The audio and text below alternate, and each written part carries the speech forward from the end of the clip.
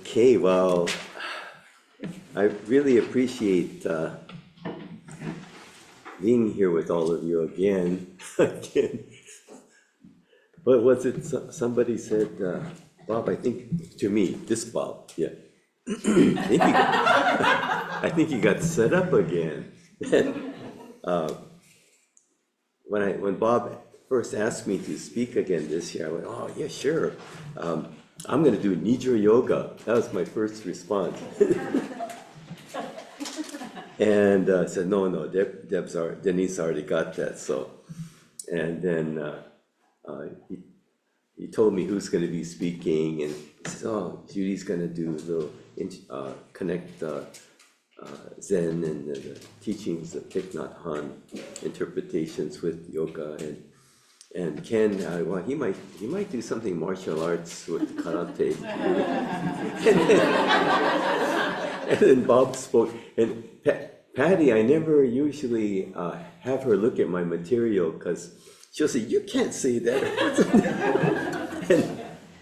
But I helped her, she helped me, I asked her to help me put together a PowerPoint, so she read the entire thing that I had prepared, very prepared, and every speaker from, Judy to Ken to Bob, she's elbowing me. That's all your material. What are you gonna talk about? So, last year, before coming to our first ever yoga retreat, Patty, I saw the packages arriving at our house. Open them up. She's getting all this Lululemon stuff. I said, I want Lululemon. Remember last year I mentioned, she said, Bob, they don't make Lulumelon. So I said, hey, come on, I want to get some Lululemon stuff. They must have something in my size.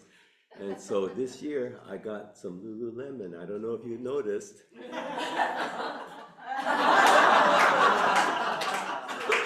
Lululemon fits me perfectly.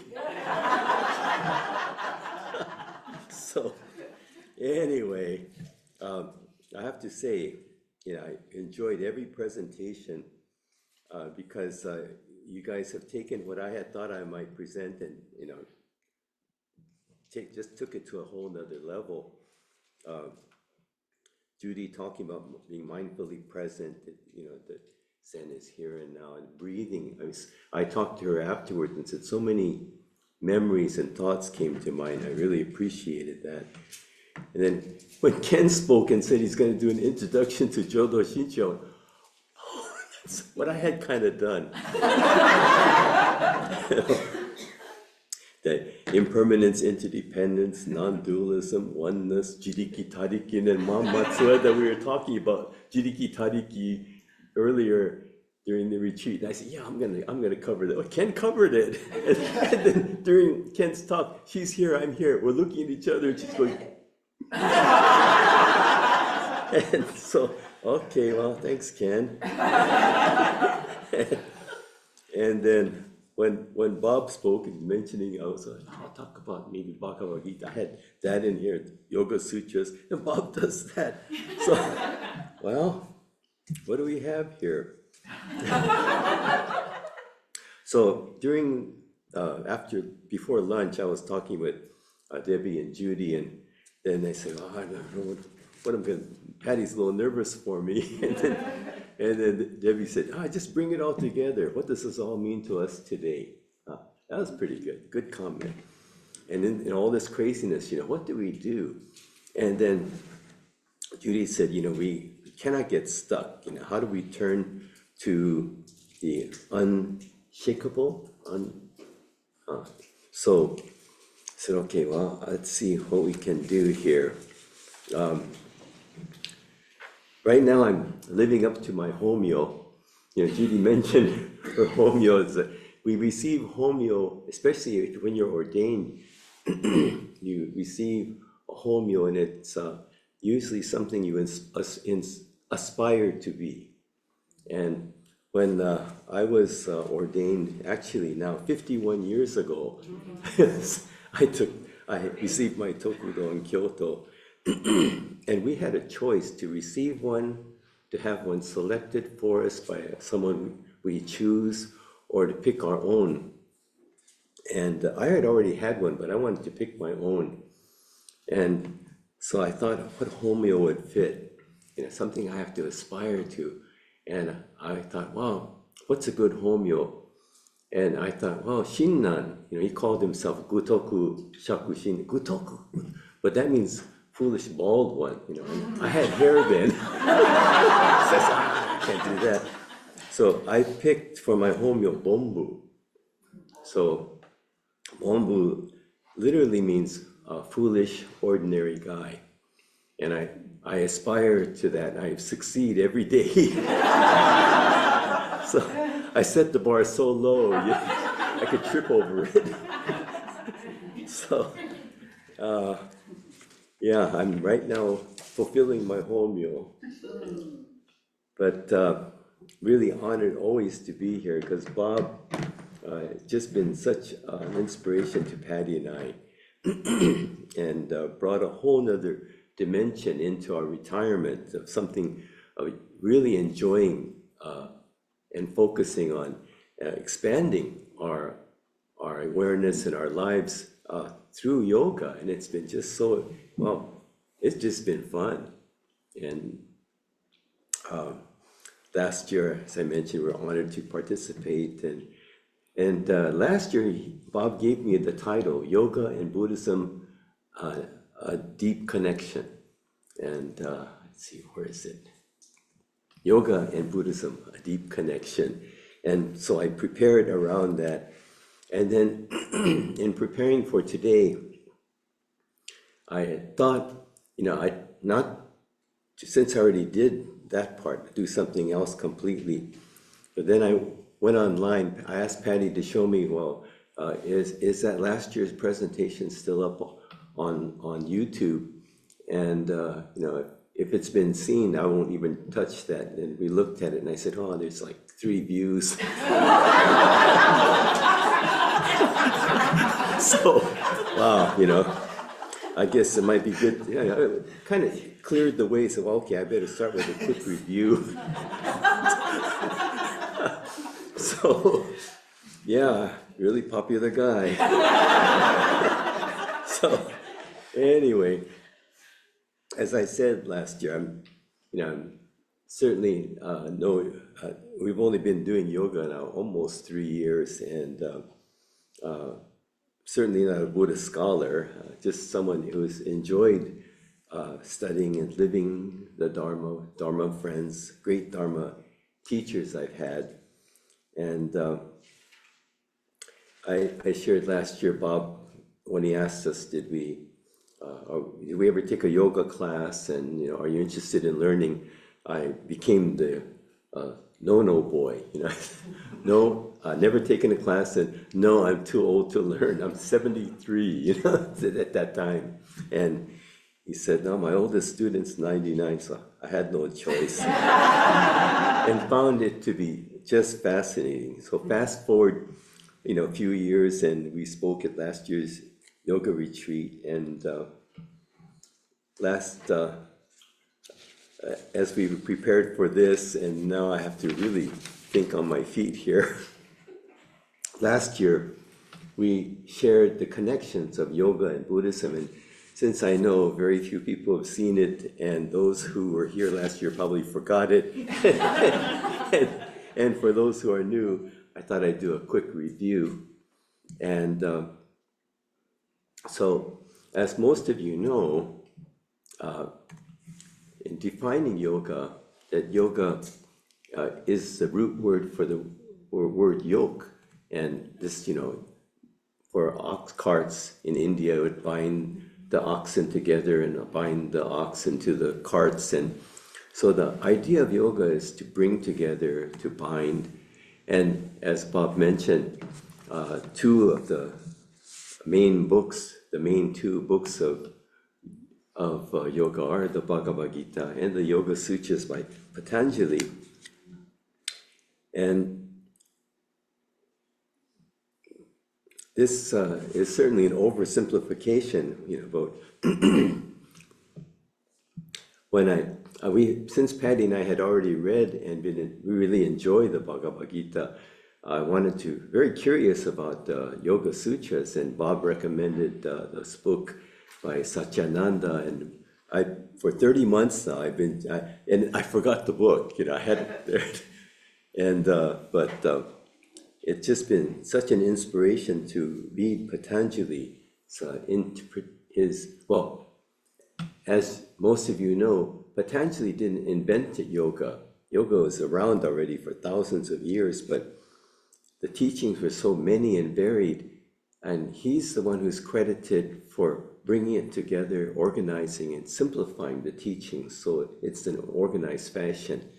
And kind of like Nagarjuna, they don't know whether there was just one Patanjali or many, like one Nagarjuna or many who created the teachings, or organized the teachings. So it's just been really inspiring for us in reading the Yoga Sutras. I don't know how often I'll find something I'll say to Patty, oh, listen to this, Even in rereading it, always something new comes up.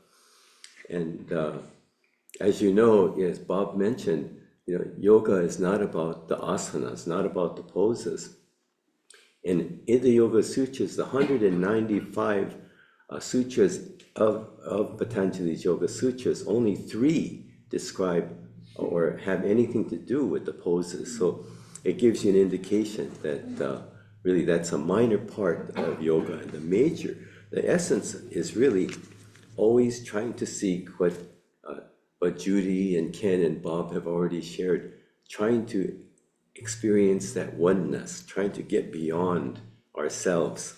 And last year I quoted often, here's the Yoga Sutra book. It's this would be the essence, the union with the infinite. This is what Patanjali said is the real yoga. And I quoted often. She did a good job, didn't she?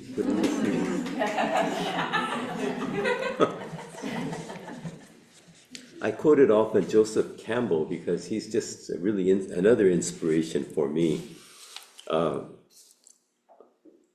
And most of you who know of him know that he's considered perhaps the most respected authority on the mythologies and religions of humanity. And I only know him through reading his books and watching the interviews he's had with like Bill Moyers. Fascinating. But Joseph Campbell would talk about and he would say, this is the sound of the universe. And properly pronounced, every vowel is represented. And this is a little boring, but it'll make sense later. But consonants break up the sound. It's the sound of the universe, and the consonants, where all the vowels are within Aum, and the consonants break up the universal sound. And so I'm going to come back to that. That's why I'm repeating that. But Joseph Campbell would describe it as the 4-element syllable, and the first is birth, representing birth. The second is coming into being, living. And is the dissolution or the end of life. And the 4th element of Aum is the silence, the silent vibration that is always present. So in chanting Aum, we're chanting the Aum. And then when we take a breath, it's the silence. And to me, for those of you who are students of the Dharma, this is to me, this silence is the sunyata that Nagarjuna speaks of. So, and Joseph Campbell, again, when he said, when I quote him, he said that Aum helps us to break past our sense of dualism. See, again, everybody's covered that. And humanity has always been trying to connect with that which is beyond. Aum is beyond words, and humanity always trying to connect with that which is beyond words. And in a way, this reminds me of the beginning of Shoshinge. The first two lines of Shoshinge, what in our Jodo Shinchu temples we chant often is Kimyo Muryo Junyorai Namo Fukashigi Ko. So, and it's not like Kimyo Muryo Junyorai. I would, let's see, I take refuge in the Muryo Junyo, in infinite life, Muryoju, immeasurable Muryoju, immeasurable life. And Namo Fukashigi Ko, Fukashigi is unbelievable, and Ko is light. So I take refuge, seek guidance from in unbelievable, immeasurable life and light. Okay. And again, we're trying to content, and let's not think about life and light, think about immeasurable and inconceivable, infinite. And that's the feeling of Om.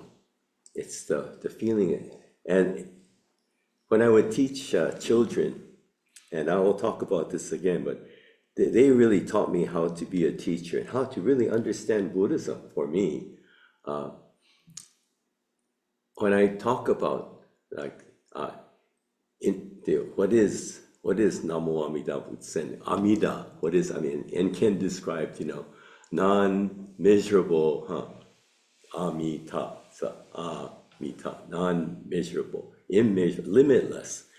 And trying to give the kids a sense of this, I'd say, okay, so what if I told you that our class today is going to be the infinitely long class? The immeasurably long class, the limitless class. It's never going to end. You're going to be here in this room with me forever. And their faces just go.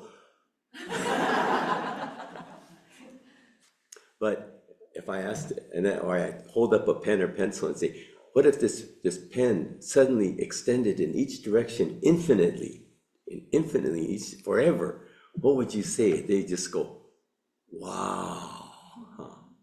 Wow.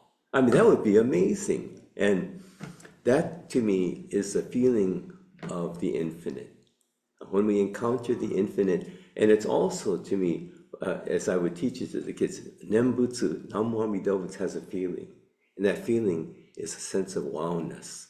Or, wow, unbelievable. Namo Fukashigi Ko. So that feeling of encountering the infinite has that feeling of wow. And so every time we say wow, we're almost saying Nembutsu, or almost sensing that we're connecting with something beyond the infinite. So, I already went to this. So the idea of exists in the Buddhist tradition. From India, Bob called it the umbrella from which Hinduism, Buddhism, and Jainism comes from. I also feel it's like the soil. Aum is the pre-Vedic soil from which all of this spirituality has come from. It grew from the soil of Aum.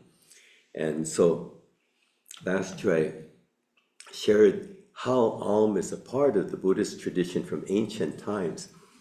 And in China and Japan, you'll see these guardian figures. And these two guardian figures are from Todaiji in Nara, the famous Daibutsu.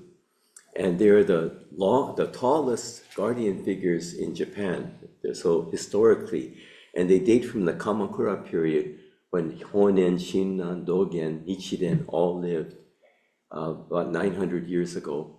And if you notice the guardian figures, one mouth is open, one mouth is closed. Guardian figures are always chanting a silent Aum. And even in our Jodo Shinshu temples, we have guardian figures chanting Aum. And I showed this is our incense burner, and at your temples, probably you'll have something very similar. and the dragons on the side, one mouth is open, one mouth is closed. See?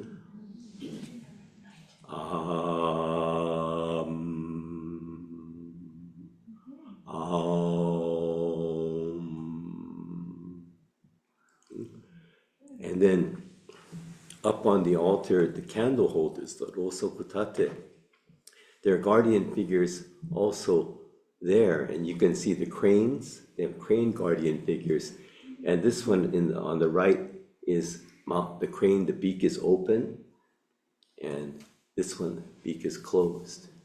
So here again, even on the altar, the candle holders,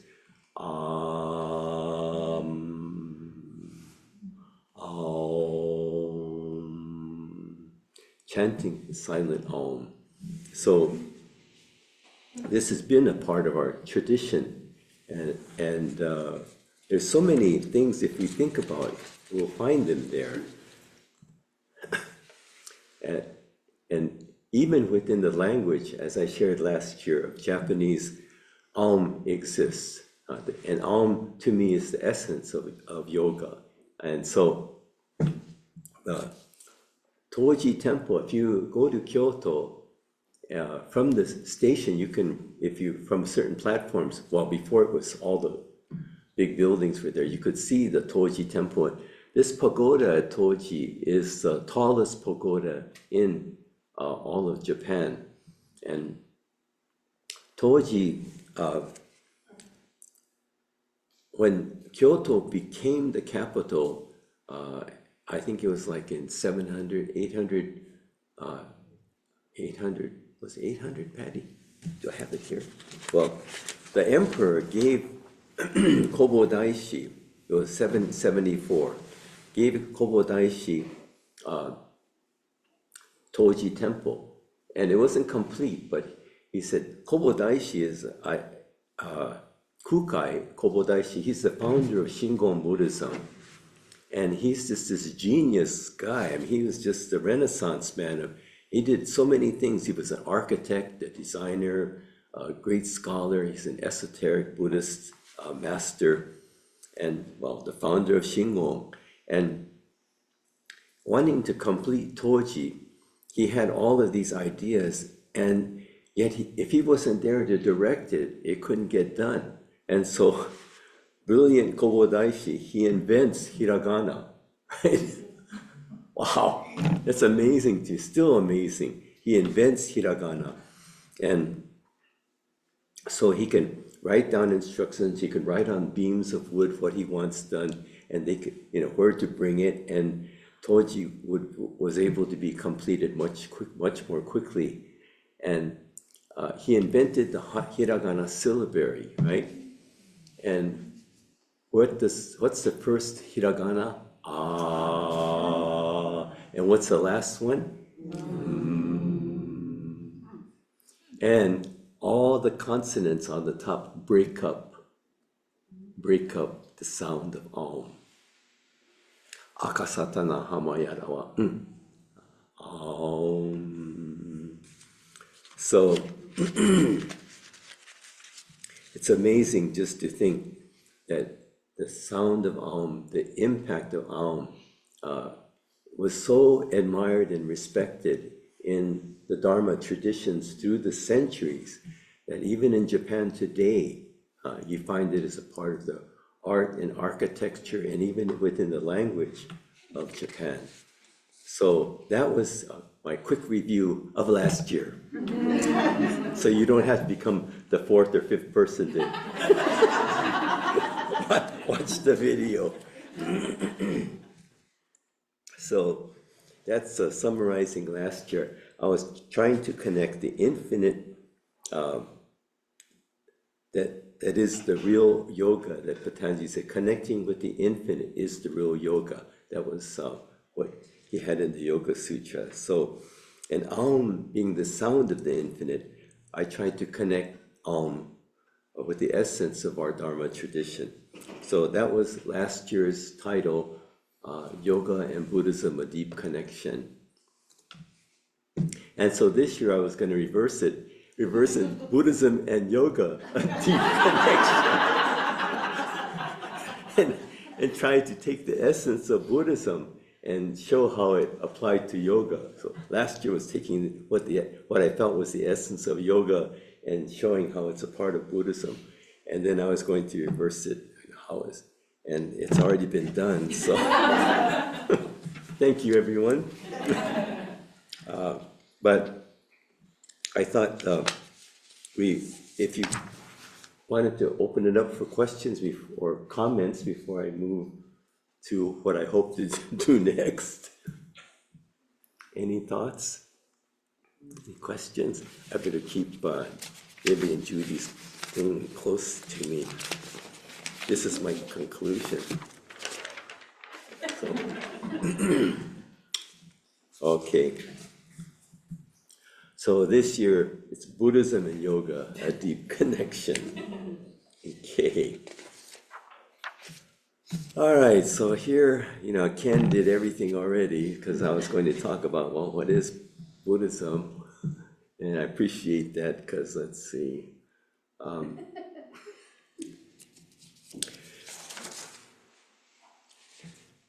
Okay. For 32 years before retirement, I think my greatest joy of being a minister was teaching children, and especially the intimate classes that were my 8, 9, and 10-year-olds. And by intimate, sometimes there were as many as 30 kids, And what was great is I would have as many parents as I had kids in the class. I would always invite them to stay, and I would talk directly just to the kids. And my target audience has been for almost my entire career has been to speak to 8, 9, and 10-year-olds. So even though I have a room of adults, I'm always trying to speak to the child within them, because if I can reach the 8, 9, and 10-year-olds, I should hopefully reach every adult in the room and the precocious 5 and 6-year-olds. Children are so honest that if you're not communicating, they're going to let you know immediately. And I always appreciate the fact that they forced me to re-examine what I understood. Because if I couldn't explain it to them in a way that they got it, maybe I didn't understand it well enough. And so in my Metta Padma classes, I would talk about, let's see, it's not moving forward. Oh, here it is. Thanks, Ken. Buddhism is the teaching of impermanence and interdependence, or change and oneness. And this really is the essence of Buddhism in terms of what is it teaching. Impermanence and independence were the seeds of Siddhartha's enlightenment. And I think Reverend Ken shared perfectly that, he awakened to see that everything is changing. Nothing stays the same, and yet all things are interconnected and one. And he had these 5 disciples that but we'll get to that, because I was going to tell the story of Siddhartha's enlightenment, but Reverend Ken did that too. But let's talk about impermanence and interdependence again. This really is the seed of Siddhartha's enlightenment. He awakened to see that nothing stays the same. And these are not just Buddhist truths, these are universal truths. Buddhism, Dharma, in its greatest meaning of the word, is universal truth. And universal truth means if something is universally true, it has to be true everywhere, to everyone, anytime, any place, no matter what circumstances. And if it's not universal, right? So impermanence and interdependence are universal truths. To understand this, and as I mentioned last year, very simple. My 8, 9, and 10-year-olds get this. They get it. One homework assignment would be, 10 things that you find impermanence in your life. And, and then there would be 10 things that you find in through the week that were you're interconnected with things, and they get it. But really living with this awareness of impermanence and interdependence takes a lifetime.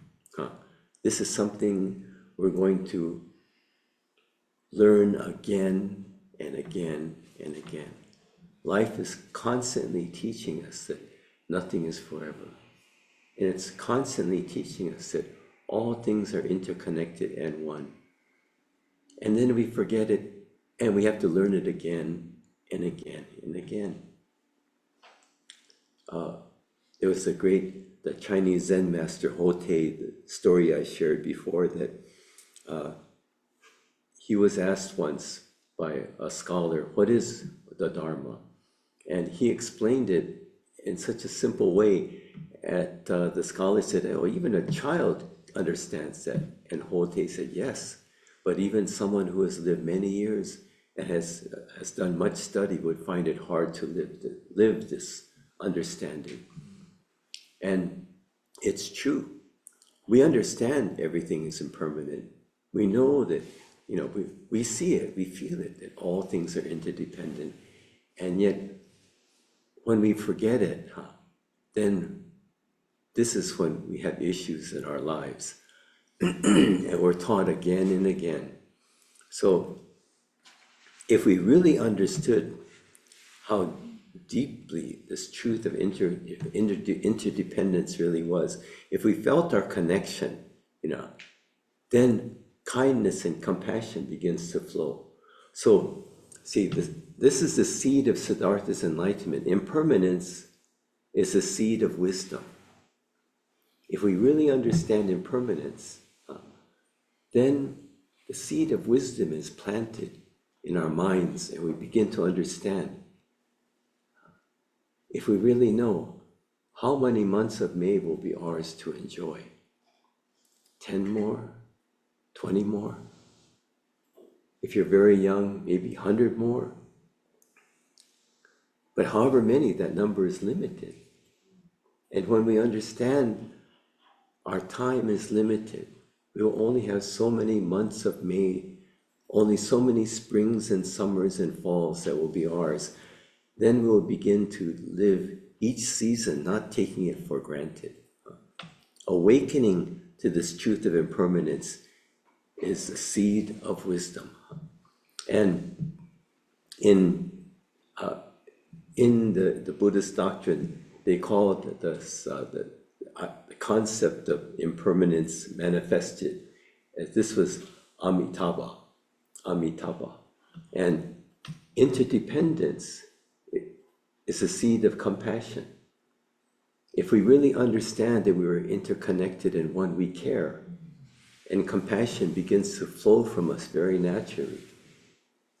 And when I teach my kids, I'd say, when you're connected to it, then you care.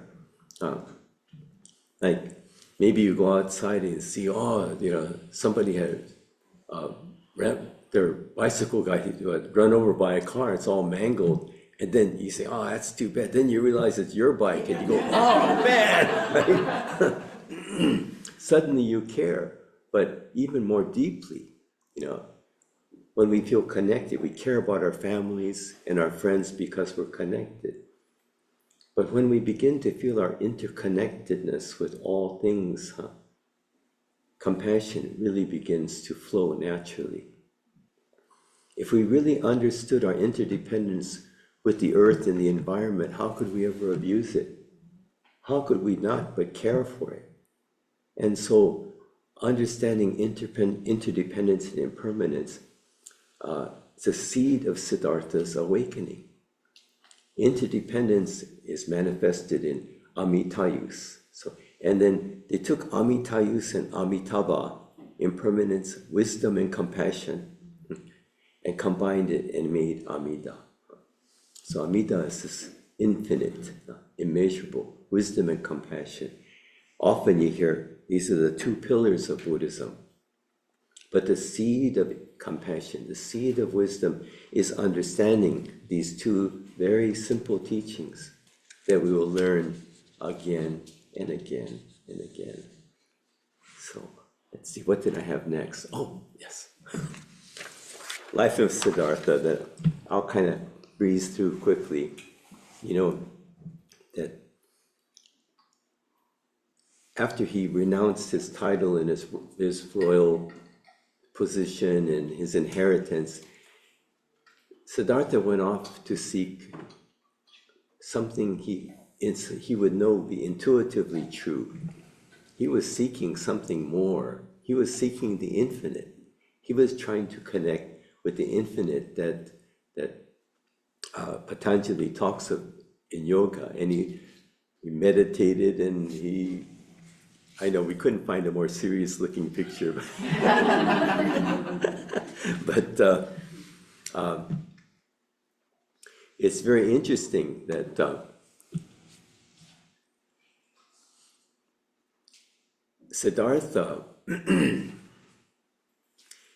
he renounced all things, went off to seek what he felt would be something beyond. He's trying to connect with the infinite. And as Bob said,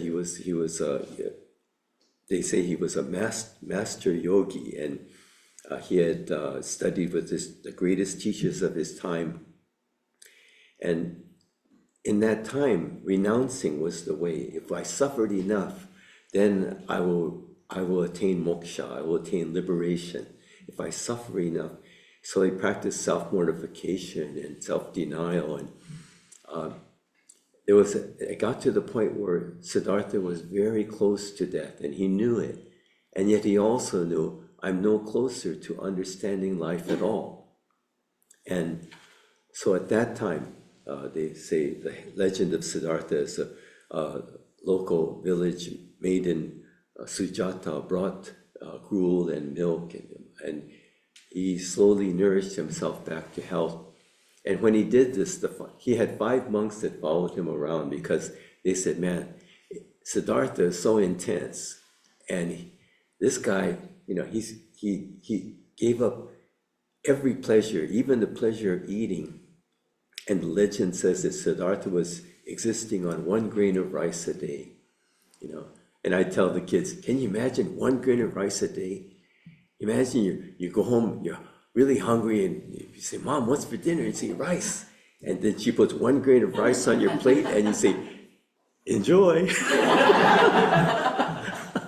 You know, or she gives you a whole bowl, it's supposed to last a year and a half, you know? But he was emaciated, so much so they said you could see his backbone, his spine through his stomach, right to the front. And that's how serious he was, how intense he was. And these 5 monks said, and Siddhartha's the bomb. If anybody's gonna attain moksha, attain enlightenment, it's got to be Siddhartha. And so when he took food, they were disgusted with him. They said, loser. And they left him. But you know, with that same strength, perseverance, once he was nourished back to health, he sat with tremendous determination, unshakable determination, to really understand what is the nature of life. What is it that I need to understand to connect me to the infinite? And his awakening was impermanence and interdependence, all things. And yet, you know, I am not separate from all these things. There's this great connection. And so once Siddhartha, after he attained enlightenment, he wasn't going to share it. He was just enjoying it. He's saying, hey, this is pretty good. I says, imagine him. But he was moved by compassion to share it. And so when you see statues of Buddha, and I should comment here that Buddha statues were not a part of the Buddhist tradition for at least 3 or 4, maybe 500 years, because that just wasn't part of, you know, what, you know, it wasn't idolatry. They weren't making statues to say, oh, this is the Buddha, we should, gasho to the statue of the Buddha. Instead, they would have like footsteps, and I'm sure those of you who went to India may have seen, Ricky, footsteps of the Buddha, and that represents his title, how he's described in Pali, that Buddha is called Tathagata, and you've heard that when we read the Three Treasures, Tathagata, the Tathagata's teachings, and Tathagata means one who has come and gone just as they are, sonomamba, naturalness, and someone who comes as they are and goes as they are. So it's like his footprints are the only thing there. And so I always kind of appreciated that initially there would be no statues. But when the Indian artisans, when they saw the Greco-Roman statuary on the Silk Route, they said, well, this is beautiful. And they imagined that what would an enlightened person look like? And so then statues became a part of the tradition. And a seated Buddha, it represents wisdom. And the standing, Amida, the Buddha, any Buddha standing, you'll notice one foot is always a little forward as they're moving. It embodies compassion. So in the seated and standing Buddha you have, so this is all good cocktail trivia,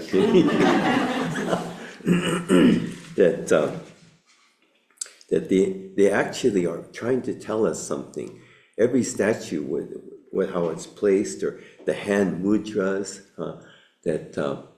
I think it was Reverend Ken who showed the picture, the Buddha touching the ground. That's the mudra of the earth is validating his enlightenment. And so the pictures and statues are actually speaking to us and telling a story if we're aware of it. So the Buddha went to the deer park in Sarnath after his enlightenment, and there the 5 monks were there, and they saw him and they said, here comes old Tubby Siddhartha, look at him, he's not skinny anymore, and yeah, what a loser. But there was something about him that, clearly, he had a glow that they could not deny. And, I don't know if you've ever sensed this in people. I have seen people just glowing, and there's something that's happening with them. Yeah. Reverend Yuki once shared, he goes, when my daughter, when she was like 1 year old, she really liked yogurt. And so, after dinner, when I bring out the yogurt, her smile is one, she has this glow. And I've seen the glow there are times when I remember one Obong, and one of our college student graduates, she graduated, was working in San Francisco, and she came back, and she was actually the first Dharma school student that I knew in Sacramento. She was like 6 years old at the time, and I've known Jan since she was 6, and I should share this story. I love this story about her. She's the first one I met because brand new to Sacramento, I'm ringing the kancho before Sunday service. All the kids are running by, covering their ears, right? Adults are running. Jan's standing there like at a comfortable distance, but just stand and waits till I finish ringing the kancho. And then after the kancho is sounded, I looked over at this little girl and I said, hi. And she said, my name is Jan. And I said, good morning, Jan. And she said, good morning, Reverend Bob. And then she went in. Next Sunday, ringing the kancho, there she is again. And I finished ringing. I said, good morning. And then she said, my name is Jan. I said, good morning, Jan. She said, good morning, Reverend Bob. And then third Sunday, ringing the bell, I turn around, there she is. I said, good morning, Jan. And she said, "Good morning, Reverend Bob."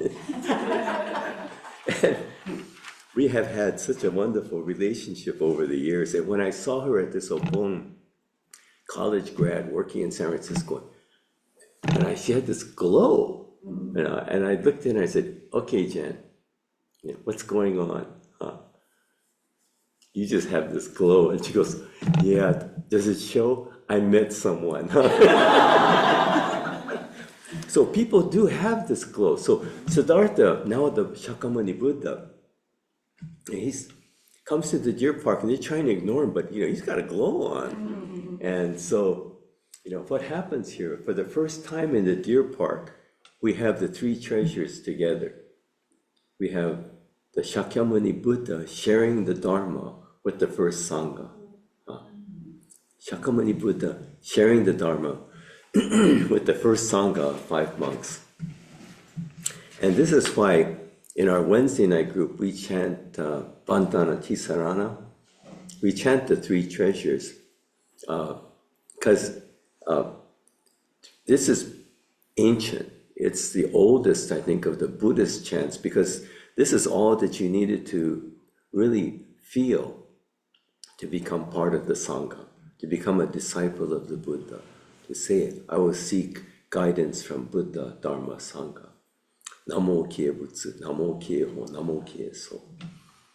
And so we chant the Bandhana Tisarana, very ancient Pali chant. And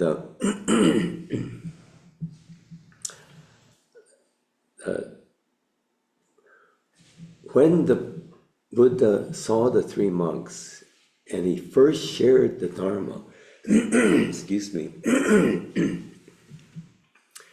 his first teaching of the Dharma, what I find interesting is he didn't say to them, "Okay, I'm going to talk to you about impermanence and interdependence." It's amazing, right? You think he would, since it's the essence of his enlightenment, but he didn't do this, right? The turning of the wheel of the Dharma, the very first message that the Buddha gave in sharing the Dharma was middle path. And so to me, this is what I thought, well, I think middle path is so much more than we think it is. I consider it to be the working, living essence of the Dharma. That's just my take on it. I'm sure very few people would say, "Yeah, Bob, you're right." But in teaching the kids, I more and more I appreciated the teaching in the middle path, and thought, wow, this is the first thing that the Buddha taught was middle path. And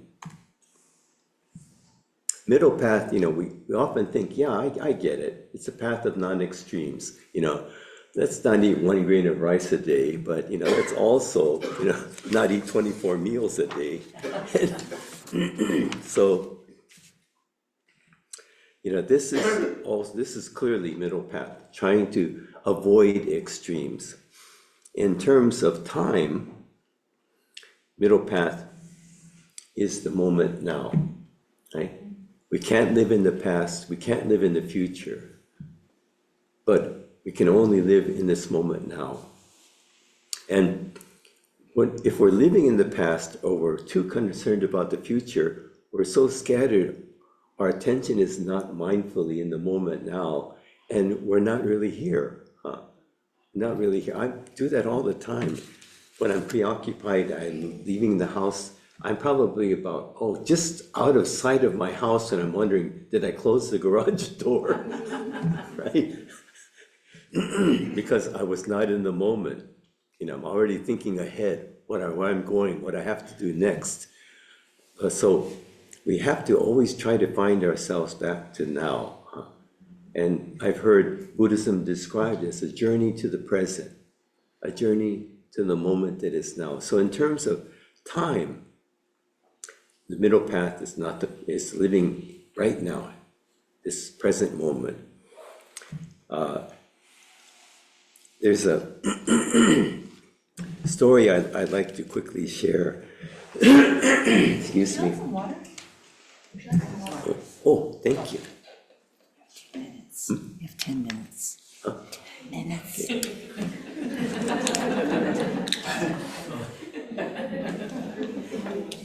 Okay. Then my sister, she has three wonderful children, and her middle daughter was going off to France for junior year abroad some years ago. And she called me one late night, and I asked her, usually, don't call me past 1 or midnight because I think it's an emergency. But she called, and I could tell her voice, she was very, very pensive. And I asked her, Jeannie, what's wrong? And she goes, I finally figured out what it means to be a mom. And I asked her, what's that? And she said, being a mom means having to learn to let go. And I asked her what she meant, and she said, you carry your child for 9 months, and then she's born and you have to let her go. Then she's starting to learn to walk and toddling along, holding your hand, and then she's running off and you have to let her go. One day the training wheels come off the bike and you're running alongside her, and she's saying, Mommy, don't let go, Mommy, don't let go. And you say, I won't, but you let her go.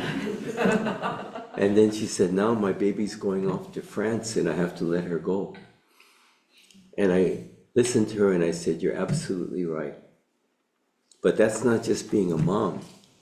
That's what we're taught is being a human being.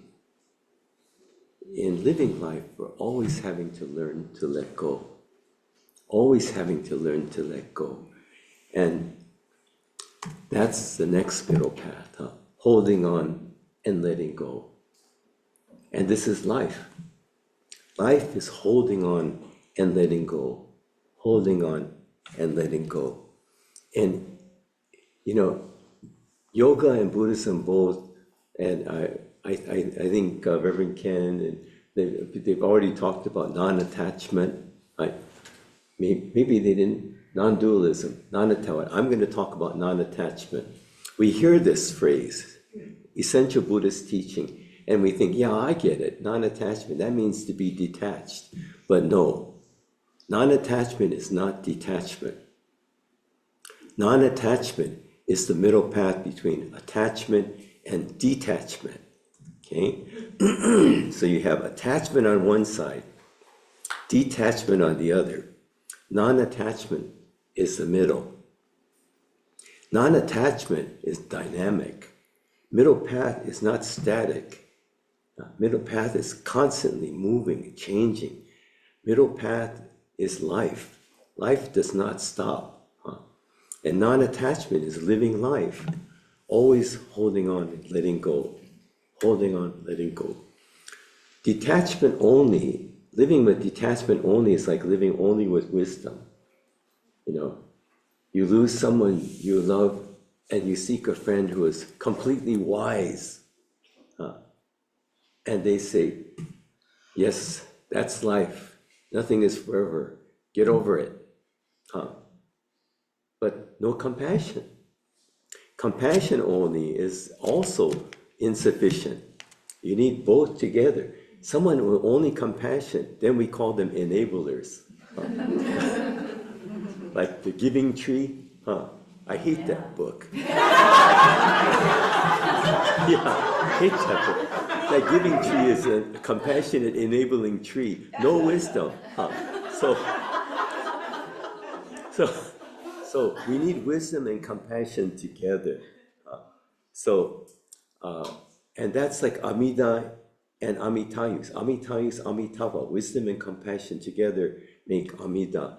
And I took that one out, but that would be, Amida is the middle path between wisdom and compassion. Life itself, inhaling, exhaling, that Judy really spent time having us examine. This is life. We inhale, take a deep breath of life-giving air, but we can't hold on to it. We have to let it go. Inhaling and exhaling, breathing alone, that's the middle path. Inhaling, exhaling, life itself. And so I would teach my 8, 9, and 10-year-olds this middle path. And then at the end, after 10 weeks, I had this all on the board. And I remember I would ask them, anybody else want to add to this? And sometimes they would. One time, Jonathan Ito, 9 years old, I said, okay, Jonathan, come on up here. He raised his hand, come on up here. I said, what should I put on this one extreme? He said, living forever. I said, wow, 9 years, okay. What about this extreme? He said, never having lived. And then I said, what's the middle path? Living now. Huh? And then I thought, dang, I'm a great teacher.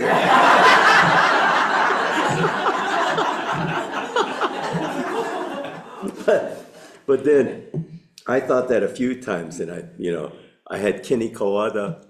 We had him we'd end with the oral exam, and I asked Kenny, I asked the question, how are you like Shinran? How is Shinran like you? And the answer is, I look within and I see the 3 poisons. I feel greedy, I still get angry, and I forget the reality of impermanence and take things for granted.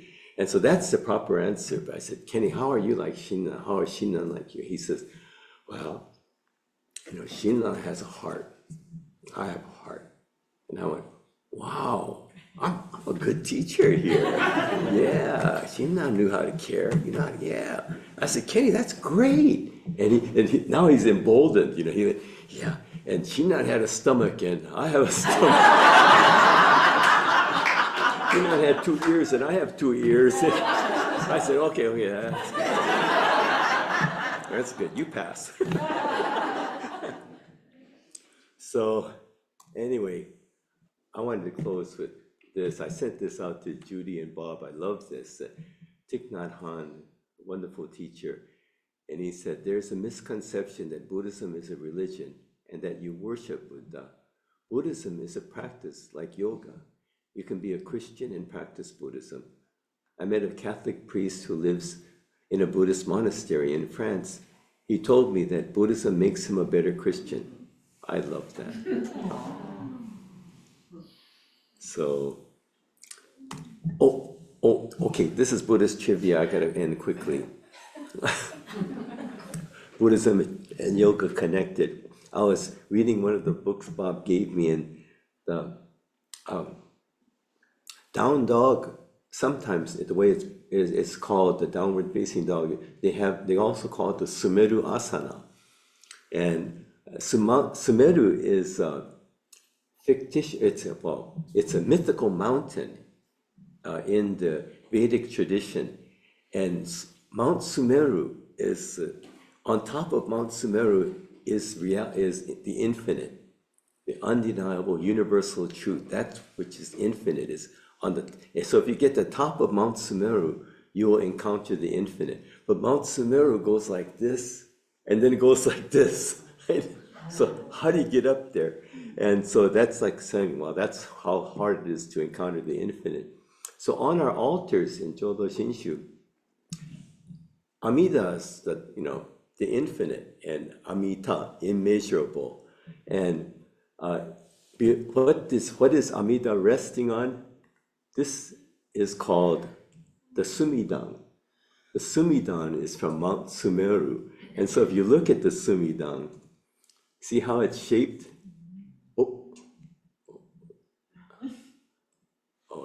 I don't know, can you see it? It goes up and then it goes out.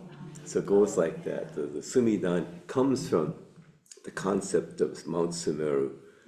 And this is my closing thought that, a few weeks ago, Bob shared when he was asked the question, what is what the chant you're chanting before we begin our practice, and what is the guru? And he said that guru is someone who takes us from the darkness of ignorance to the light of knowledge and wisdom. And I remember sharing Joseph Campbell's definition of Buddhism. Buddhism is that teaching that takes us from ignorance to illumination. Coincidence? I think not. Okay, that's it. Time for a massage.